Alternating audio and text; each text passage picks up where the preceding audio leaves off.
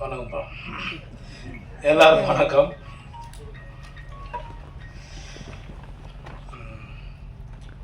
முதல்ல நன்றி சொன்னா இந்த படத்தோட தயாரிப்பாளர் சார், நன்றி சார். என்ன ரொம்ப கஷ்டப்பட்டு இந்த படத்தை பண்ணார். என்னால் இல்லை, ஒரு ஃபைனான்ஸ் ரீதியாகவும் எல்லா விதத்துலேயும் ரொம்ப கஷ்டப்பட்டு அந்த படத்தை பண்ணார். அதுக்காக இந்த படம் ஓடணும் சார். கண்டிப்பாக சப்போர்ட் பண்ணுவோம், கடவுள் உங்களுக்கு. அடுத்து வினேஷ் சார், டைரக்டர். அவர் சொன்னார் கரெக்ட், உண்மை. 15 வருஷத்துக்கு முன்னாடி தீக்குளிக்க பச்சை சார். வாங்க சார்.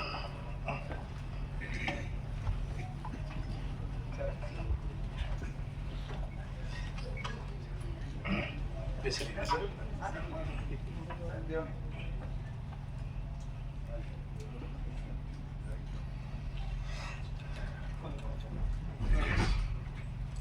வணக்கம் சார், தானு சார். ஒரு 15 வருஷத்துக்கு முன்னாடி தீக்குளிக்கும் பச்சை மரம் படத்தில் வந்து பிரச்சனை ஹீரோ. அவர் சொன்ன மாதிரி, சார் சொன்ன மாதிரி வினேஷ் சார் டைரக்ஷன் பண்ணார். அதில் ஒரு சின்ன கேரக்டர் பண்ணோம் நாங்கள். அவரோட ஃப்ரெண்டு கேரக்டர் பண்ணோம். 1000 ரூபா சம்பளம் தரேன் அப்படின்னாரு. சரி ஓகேங்க அப்படின்னு ரொம்ப வருஷம் விட்டு அதுக்கப்புறம் நாங்கள் எங்கள் 2 பேருக்கும் கான்டாக்ட் இல்லாமல் இருந்தது. ஒரு 5-6 வருஷத்தை விட்டு ஒரு ஃபோன் வந்தது. அந்த வாய்ஸ் கேட்டு தான் நான் வந்து பேர் கூட கேட்காம வினீஷ் சார் எப்படி இருக்கீங்கன்னு ரொம்ப ஷாக் ஆகிட்டாரு. ஏன்னா நான் பழசை மறக்க மாட்டேன். நமக்கு 1 ரூபா 2 ரூபா கொடுத்துட்டு நான் மறக்க மாட்டேன். அதுக்கப்புறம் நான் பேச ஆரம்பித்தேன். பேசி வாங்க சார் நேரில் மீட் பண்ணலாம் அப்படின்னு. ஒரு 5 நிமிஷம் தான் லைன் சொன்னார். அவரோட பிரச்சனையே சொன்னார். ஓகே படம் பண்ணலாம் சார், நீங்கள் படம் ஸ்டார்ட் பண்ணுங்க அப்படின்னு. பண்ண படம் தான் இந்த படம். இந்த படத்தில் நடித்த எல்லாருக்குமே நான் நன்றி தெரிவிச்சுக்கிறேன். மேடம் உங்களுக்கும், அப்புறம் அறிவு பாலா, சாந்தி அக்கா, நிறைய பேர் இருக்காங்க. மதம் பட் சார் வந்து அவர் சார் சொன்ன மாதிரி அவருக்கு வயசாகலைங்க இன்னும். எனக்கு ஒரு கதை சொல்லியிருக்காருங்க, டைரக்ட் பண்ண போகிறாரு.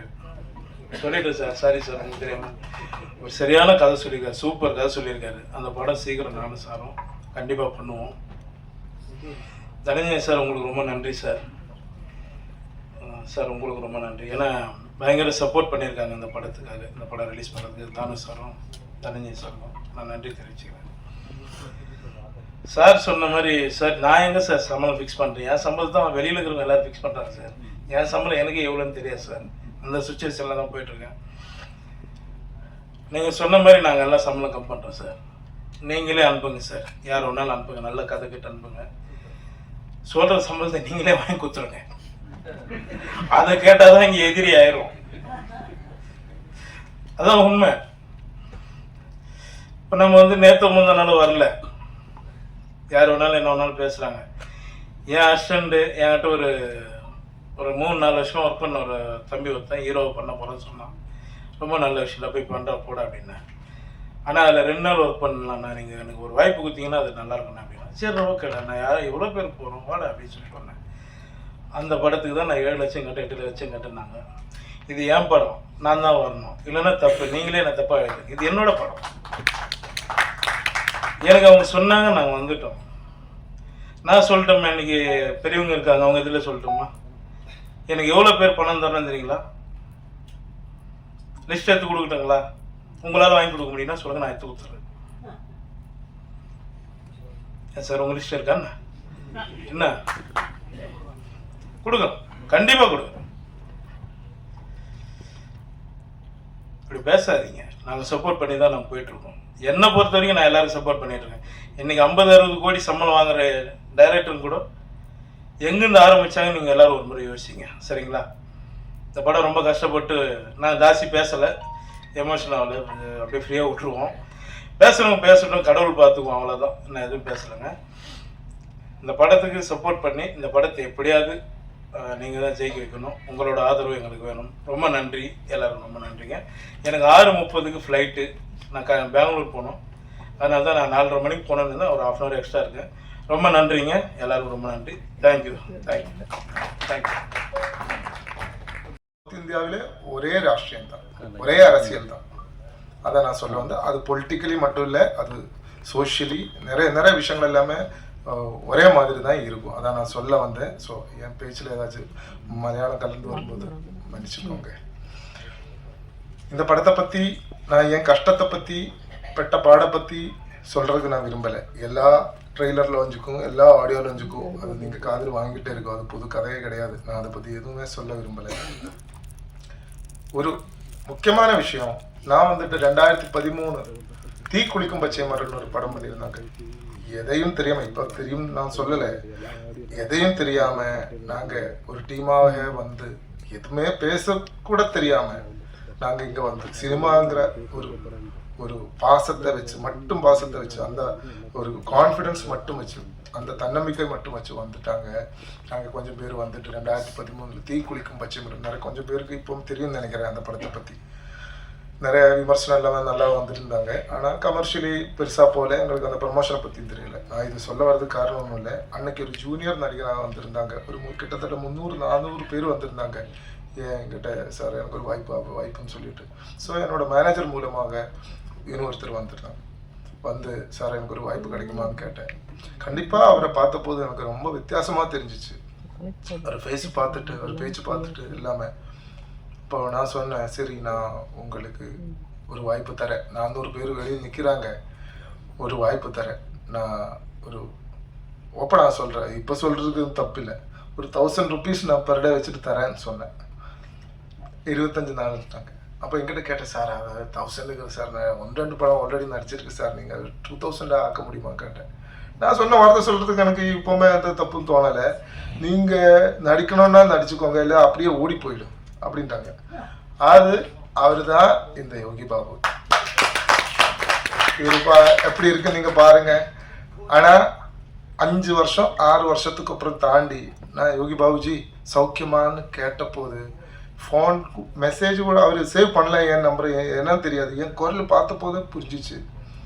வினிஷ் சார் எப்படி இருக்கு சௌக்கியமானு கேட்டேன்.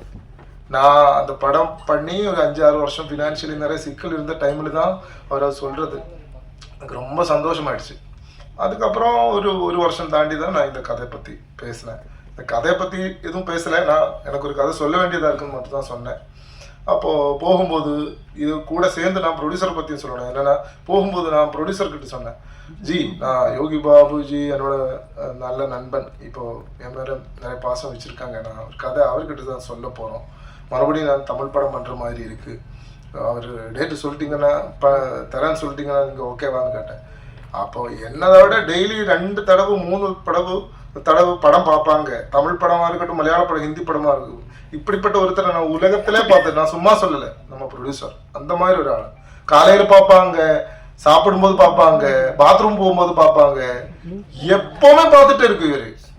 5 நேரம் நமாஸ் ப்ளஸ் 3 படம், இதுதான் இவரோட முறை.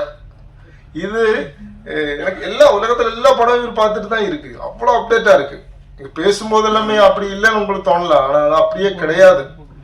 அப்போ நான் சொல்றேன் வந்துட்டு, சரி நான் வரேன், யோகி பாபு தானே, அப்படி படம் அந்த படம் இந்த படம் அதெல்லாம் நிறைய அப்டேட்டா இருக்காரு. கேட்ட உடனே சரி நான் வரேன், டேட்டு சொல்லிட்டீங்களா, நான் வரேன்ட்டாங்க. ஓகே சொல்லிட்டீங்கண்ணா. வந்தாச்சு. நான் கதை பற்றி நான் பைண்டட் ஸ்கிரிப்டாக வந்தேன், எதுவுமே கதை பற்றி கேட்கல. என் சூழ்நிலை பார்த்து தெரிஞ்சிருக்கலாம். அதை விட ஆனால் தீக்குளிக்கும் பச்சை மரங்கிற படத்தை பற்றி அவருக்கு அன்னைக்கே ஒரு நல்ல ஒப்பீனியன் இருந்துச்சு. சரி நான் கதையை பற்றி நான் 10 நிமிஷம் தான் சொன்னேன். சரி வினிஷ், அதை கதையெல்லாம் நீங்கள் ஸ்கிரிப்ட் எதுவும் டீட்டெயிலாக சொல்ல வேண்டாம், நான் உங்களுக்கு டேட்டு தரேன்ட்டாங்க. அப்போவுமே நான் அடுத்த நாளில் ஏதோ அட்வான்ஸ் கொடுத்து அதுலேருந்து ஆரம்பித்த பயணம். இப்போது கொஞ்சம் சிக்கல்கள் எல்லாமே நடுவில் ஃபினான்ஷியல் சிக்கல் எல்லாமே வந்துருச்சு. அண்ணனை நான் குறை சொல்ல மாட்டேன், நான் கொஞ்சம் ஷெட்யூலாக தான் பண்ணியிருக்கு, அது நம்ம காரணம் தான். அண்ணனை எல்லா பிரச்சனையும் அவர் மேலே தள்ளாதீங்க. நிறைய ப்ரொடியூசர்ஸோட சிக்கல்கள் எல்லாமே வரும், அது வெளியே சொல்லாம அவங்க ஏதாச்சும் ஒருத்தரை வச்சுதான் அவங்க ஒரு காரணத்தை சொல்லணும். அப்போ யோகி பாபு அண்ணன் இருந்தா நிறைய பேர் இருக்காது. நான் அவரை பத்தி பெருமையா பேசணும் அப்படிங்கிற மாதிரி நான் சொல்லுவேன், உண்மையா தான் சொல்றேன். நான் பாசிட்டிவா சொல்லுவாங்க, நெகட்டிவா நான் ஓப்பனாக அவர்கிட்ட சொல்லியிருக்கு, சொல்ல வேண்டியது. இப்போ நான் உண்மையாக சொல்கிறேன், நம்ம படம் மேலே அவர் எந்த தகராறும் பண்ணலை, எந்த பிரச்சனையும் பண்ணலை, கரெக்டாக தான் வந்திருக்கு. ஒரு சில சின்ன சூழ்நிலையால் ஒரு சில டைம்ல இல்லாமல் கொஞ்சம் முன்ன தள்ளி போகிறேன், சினிமாவில் சகஜம் நான் நம்புகிறேன். அப்போது இது எல்லாமே இது தாண்டி நான் பண்ணி முடிச்சிருக்கு. இந்த படம் கண்டிப்பாக ஒரு ரொம்ப வித்தியாசமான ஒரு படம் நான் உங்களுக்கு ரெடி பண்ணி வச்சிருக்கேன். அது மட்டும்தான் என்னால் சொல்ல முடியும். 3 படம் வருது, அது காமெடி நடிகராக நடிச்சா 3 பேரோட படம் வருது.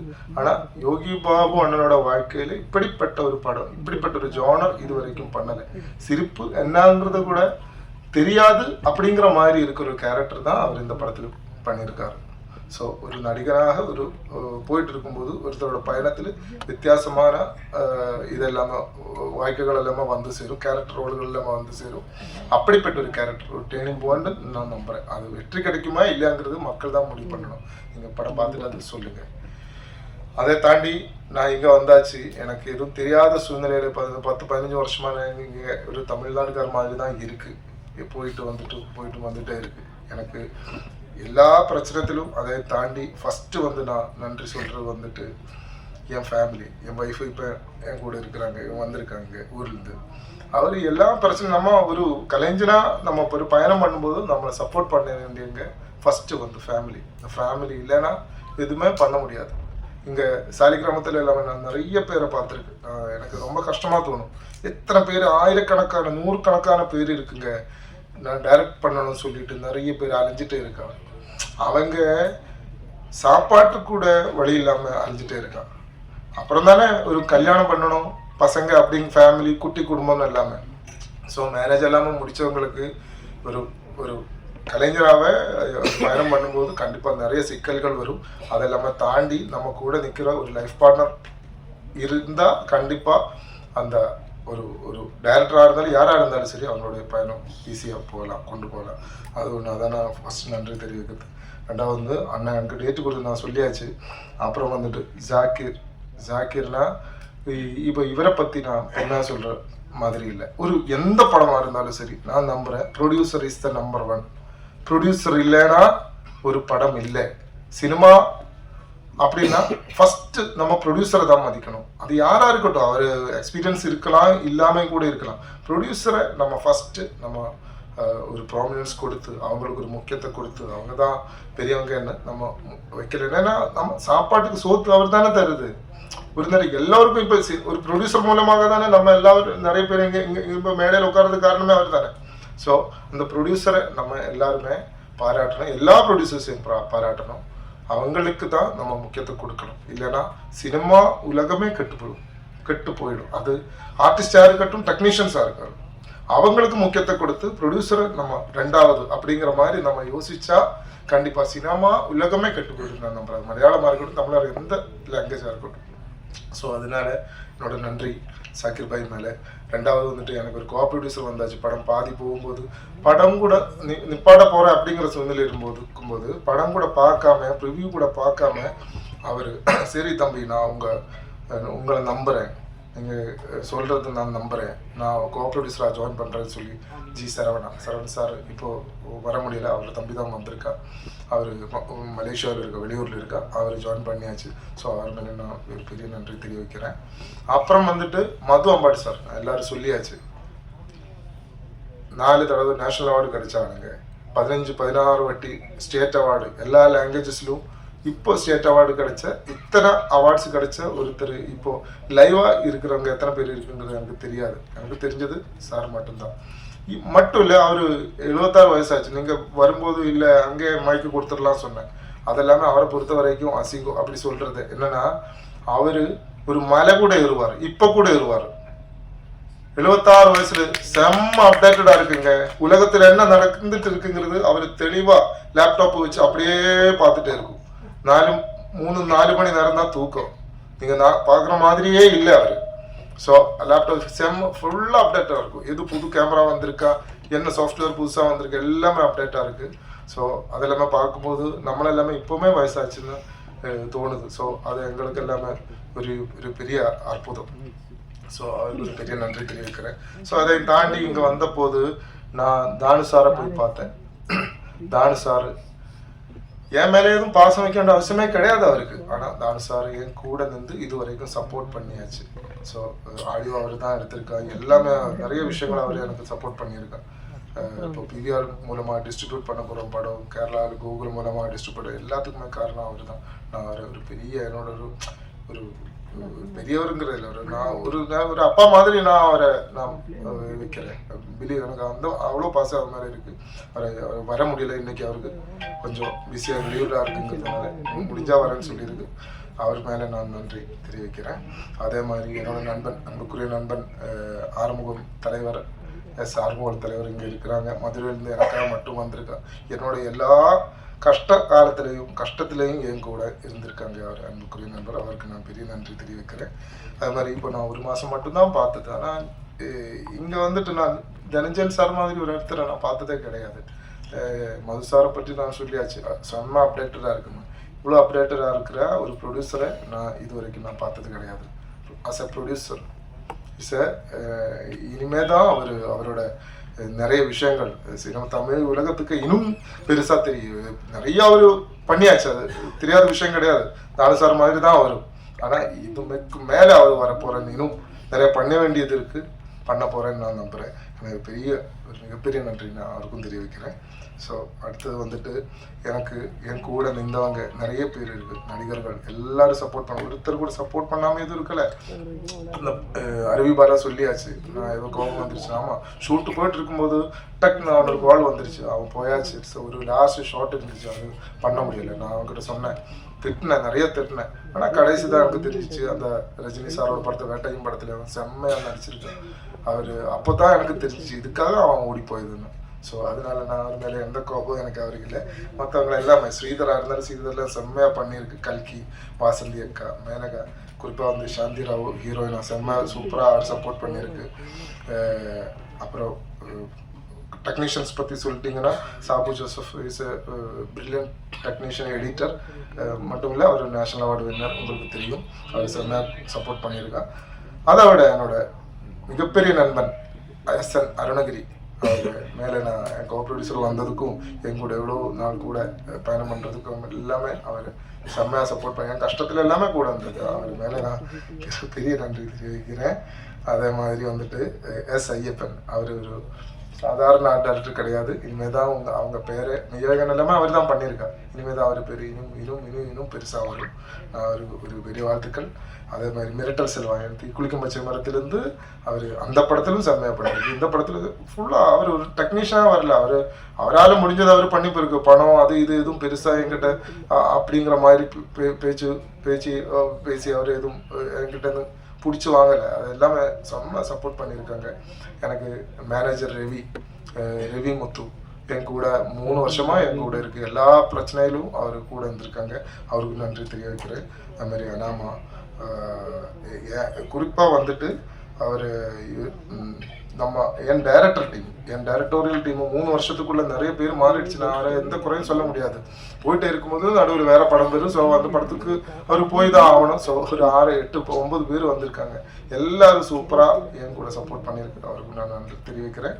ஸோ கடைசியாக இந்த படத்தை பாருங்க.